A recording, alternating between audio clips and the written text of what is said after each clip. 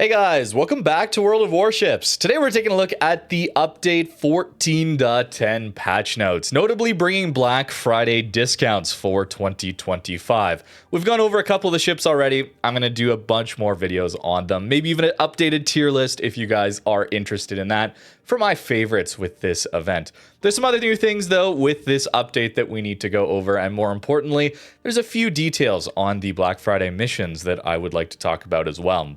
And of course, very important to note that the new German battle cruiser line is fully available to everyone. This was not in the patch notes at all. I'm surprised by that a little bit. This is a very exciting full release now for these ships. Manual control over the secondaries. Highly recommend you try out this line, especially getting to the tier 9. Gets you that full manual secondary experience. It is really fun in my opinion, and well worth grinding out.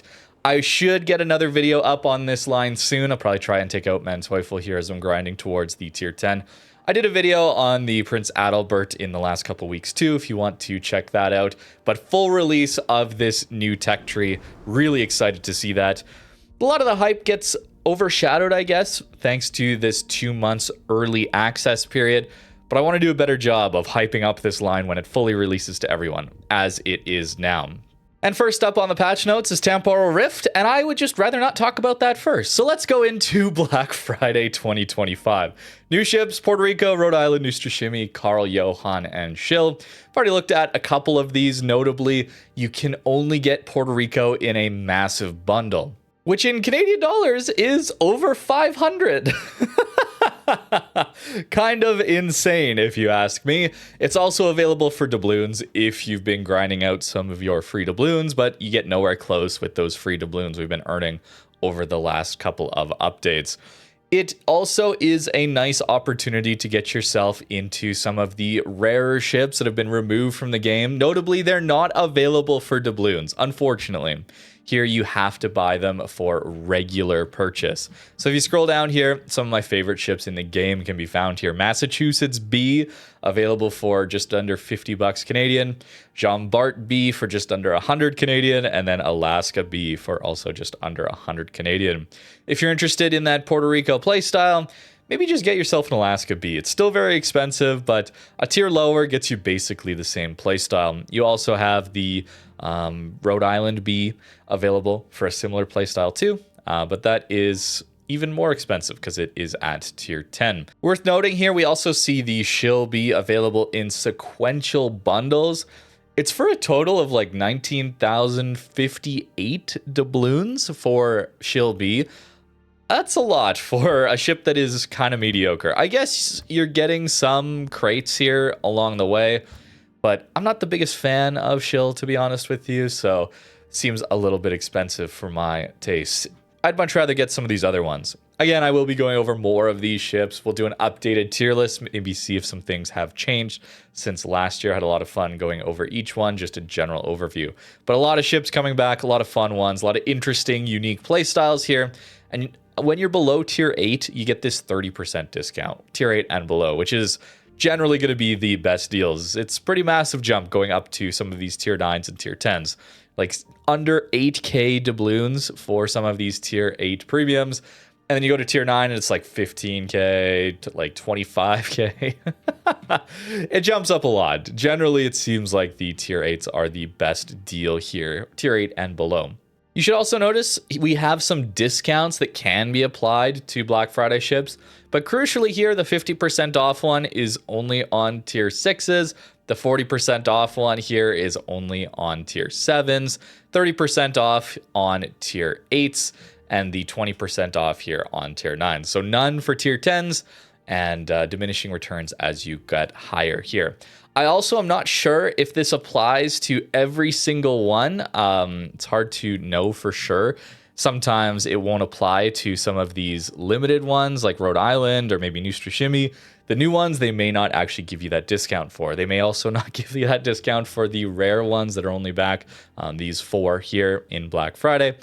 Just worth noting, okay? I'm not sure if that's the case or not. I don't have any extra information, unfortunately, on this event when it comes to that. And the only way to actually get some of these discounts is to buy with real money the gambling loot boxes here.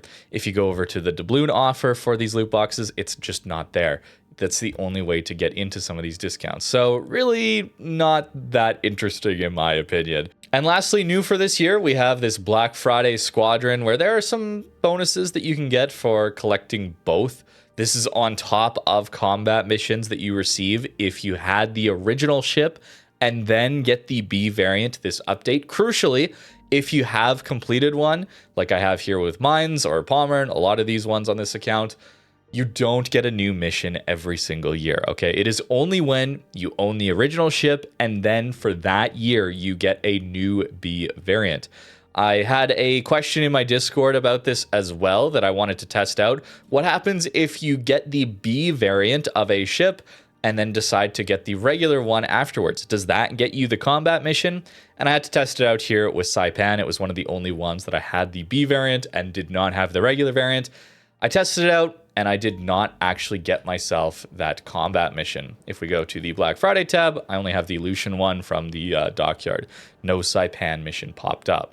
So this extra mission, combat mission for 2,500 doubloons here, you only get it if you had the standard version, not the B variant this update, and then got the B variant this update. That's the only way that one works. Want to explain that very very clearly, because some of them, they're coal ships, right? Like if you got Palmer B and then say, oh, wow, I could just get Palmer for coal and I'm effectively trading coal for 2,500 doubloons here. Interesting trade-off, but that's not how it works. The event pass for this update includes Shinonome B, which is really not worth getting for 2,500 doubloons. Remember, this is a campaign reward ship that, if you don't know, is a thing in this game. Wargaming hasn't done campaigns in an incredibly longer time, and it's in this honorable service. This is like nearly a decade old at this point, but completely for free. You can just earn Shinonome. So why you would buy the campaign or the event pass for Shinonome B, maybe it's for the other rewards in there, but as for just getting Shinonome, it's just here for free. We have the continuation of Lushun B Dockyard, and I guess that's a feature of this update. It's been a lot of incredible events over the last few updates that continue through this one, including the Lushun B Dockyard here, and a pretty strong tier 10 ship, and it's very nice to see it back in a dockyard. Would love to see more of these dockyards return, maybe a little more frequently, a little bit less FOMO, maybe include them in campaigns, Wargaming, maybe add a little tab there that you can just buy into old dockyards that are, say, 2 years old. Something like that would be really cool. We have a new ribbon as well, Assisted in Destruction. Notably, it does not help your base XP earnings at all, but it is nice to see that you had an assist here. Maybe would like that flushed out a little bit more, as this is a team game and you need to work together to accomplish really anything in this game. So having assisted ribbons be a little bit more meaningful would be cool. But regardless, very happy to see this added into the game. Notably, it's black though. I associate that with citadels and not with destroyed ships. Usually the red ribbons for a destroyed ship. Surprised it's not just a red ribbon there. Next week, we'll get a new salvage event, and if you haven't seen these before, it's where you can trade in your in-game resources for a ship. Usually, it takes a lot of in-game resources. Here, you're going to be able to exchange steel, research points, limited number of premium days, and elite commander XP. And that'll get you completion towards the Blys 52, which is the third version of Blys. We have regular one, 44, and 52, interestingly. And I'm not sure exactly how much this is going to cost. Usually it is a ton of these in-game resources, but an interesting way to get yourself a tier 9 premium. If you have a lot of resources, you can do that completely for free. Another continuation, but a good one. Liberty Harbor continues. Make sure you get yourself this Bridgeport completely for free. In doing more of these missions and getting a little bit more progress here, I've realized that one of the easiest ways to get a lot of points very, very quickly is just upgrading the military port one. These expeditions instantly give you points, and if you have a lot of ships in your port, each day you can get a lot of points just extremely easily without doing many missions. So if you don't have a lot of time to play, maybe it's a good idea to go towards this military port. Otherwise, the advice still stands. Anything that you know you're going to be playing, whether it's random battles, whether it's co-op, whether it's this military port, get it to level 2. Get all of the ones that you're actively grinding towards level 2 as soon as you can. That unlocks some of the more lucrative missions, I guess we could say, especially in the active participation ones like Naval Command here. You'll notice that level 2 got me this mission to just destroy 3 ships, 2250 tokens rather than the 1000 or I guess 2000 here when it comes to this one. So much better missions unlock at level 2.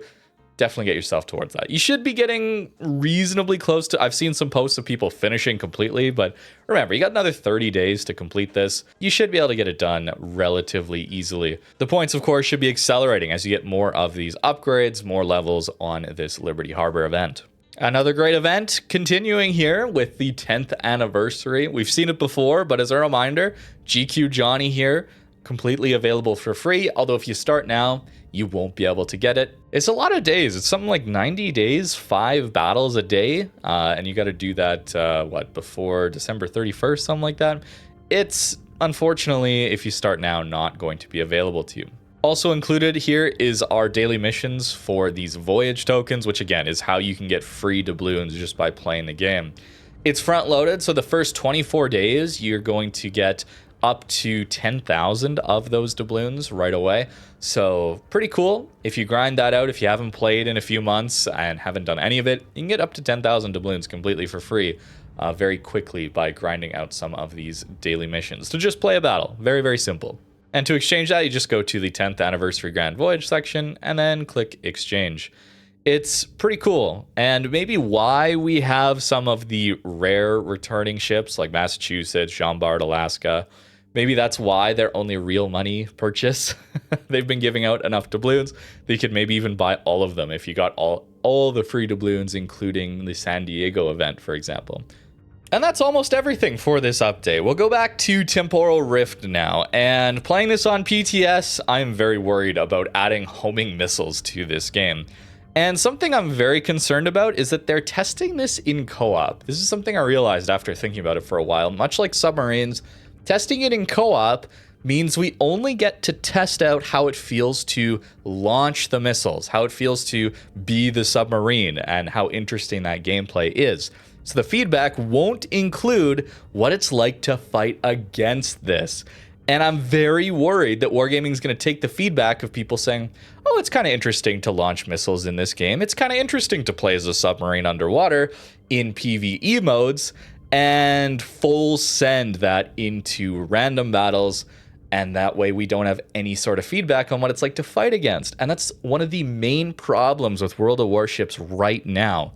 They don't consider what it's like to play against some of these new additions. Something like Legendary Mod Colombo, atrocious to play against for surface ship combat. And while I get frustrated, much more so with submarines and carriers, there are examples on surface ships. And I'm very concerned that missiles are just going to be another version of that.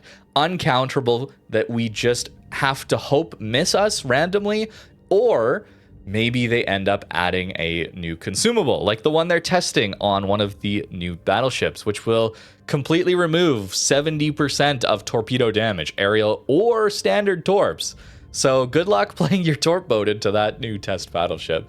It's weird to me that we are getting such one-sided binary engagements here that aren't really impacted by player skill. It's all about, do I have the counter or not? And that's all that determines the outcome of the engagement. And missiles to me seem to be a continuation of that. And I really would be disappointed if this gets added in its current state. And I'm worried that Wargaming is just going to see feedback based on playing with missiles and not having to fight against them, and see that as a positive thing without considering what it's like to fight against these things. I'm very worried about this being added to the game. But try it out for yourself. See what you think. And it's available for the next update. Give it a go. And as a bit of a side note too, it appears that they have not added any sort of art assets to it. It's no camos, nothing there. What happened to the old events, man? I went over this more in depth with the PTS first look at these missiles, but what happened to the old events, the old Halloween events, the old sci-fi events, where we tested out new mechanics and had fun events based on the seasons? We don't get that anymore. It's weird to me that we don't have any sort of extra content added to the game to supplement this. without any extra dressings like the art assets or anything like that, it feels very much that this is just purely a playtest to see if this can be added into our game. That's why I'm so much more critical of it than some of the other events we've had in the past, which are Halloween modes, sci-fi modes, where they've done some very obscure things, like the ducks in the bathtub mode for April Fool's one time. Like, they've done some really wacky things in the past, and I haven't been so critical of them because I knew that that was for a very specific event only, and maybe it was a test as well, but it was for an event, and this feels much more as just a pure playtest, and that is about it, because there really isn't anything extra added here. Like, you see what I mean? Look, like the temporal rift triggered by Saber 777 has cast the Alliance of New Earth into an alternative past. Doesn't that sound like future content coming back to the past? Wouldn't it be interesting if we got, I don't know, space camos for all of these ships, like Jinan space camo, Marceau space camo, Aegir space camo, like we would have in the past? Again, perhaps I'm being too harsh, but look, like we have these cool camos from previous events that they put a lot of effort into, and it's just a playtest for missiles, is what it comes down to. Maybe I'm overstating this, but it really, to me, I need to get this out. I need to tell you guys how I think about this.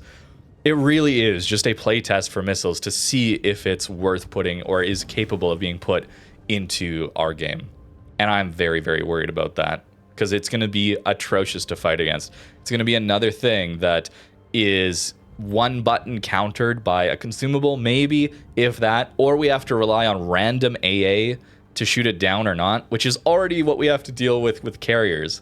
It's really frustrating to have so much out of your control in these engagements as a surface ship player.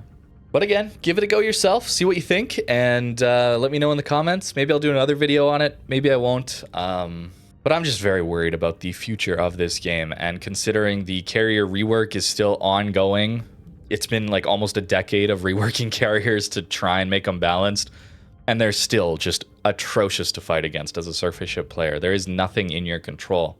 And subs have the same problem. It just feels very one-sided on the engagement there. Surface ships, there's a lot you can do to fight against other surface ships.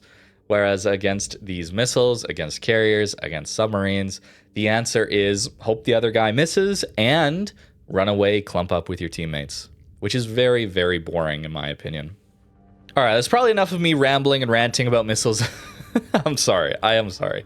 But this new update has some pretty cool stuff. Notably, though, it is a sales event for Black Friday. Some interesting discounts, some interesting deals. Ships are turning, like Massachusetts, one of my favorites. We'll take a look at them soon. I wanted to wait and see what the actual price would be on a lot of these ships before looking at them. I wasn't sure how the changes to pricing on ships, that unified pricing, ship rarity, content rotation would affect things. So now that we know these prices, I can start to take a look at them. Look forward to some of those videos. Very excited to take a look at some of my absolute favorites here with Massachusetts B, Jean Bart B, very fun. Alaska even could be a good time considering Outnumbered was so good on Puerto Rico.